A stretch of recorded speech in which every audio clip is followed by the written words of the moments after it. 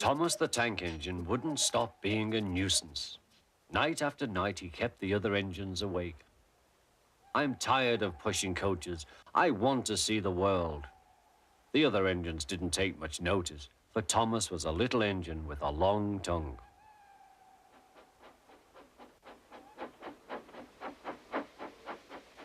But one night, Edward came to the shed. He was a kind little engine and felt sorry for Thomas. I've got some freight cars to take home tomorrow. If you take them instead of me, I'll push coaches in the yard. Thank you, said Thomas. That will be nice. Next morning, Edward and Thomas asked their drivers, and when they said yes, Thomas ran off happily to find freight cars.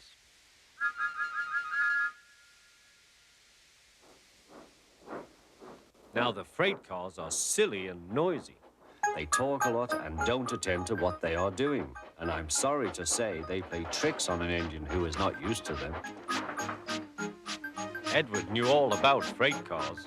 He warned Thomas to be careful, but Thomas was too excited to listen.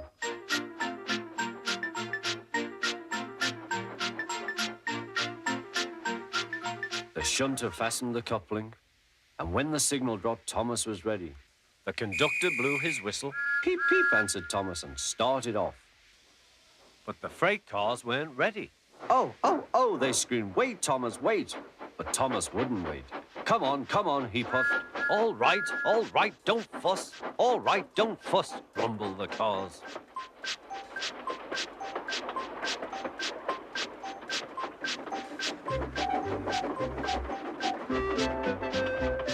Thomas began going faster and faster. Whee! He whistled as he rushed through Henry's tunnel.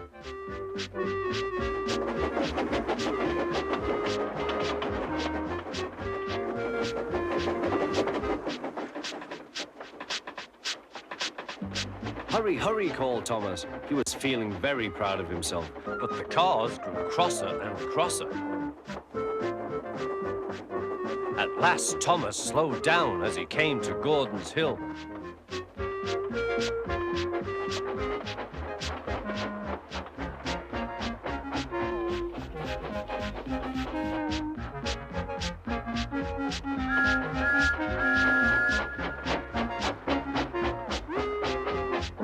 Steady now, steady, warned the driver as they reached the top.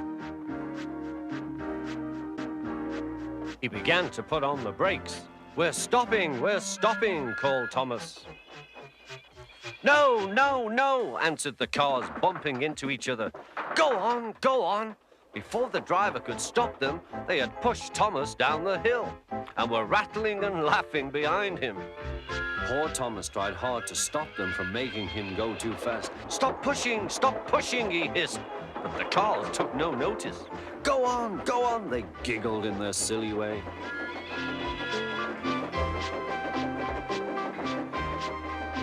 There's the station. Oh dear, what shall I do? He cried. They rattled straight through and swerved into the goods yard. Thomas shut his eyes. I must stop.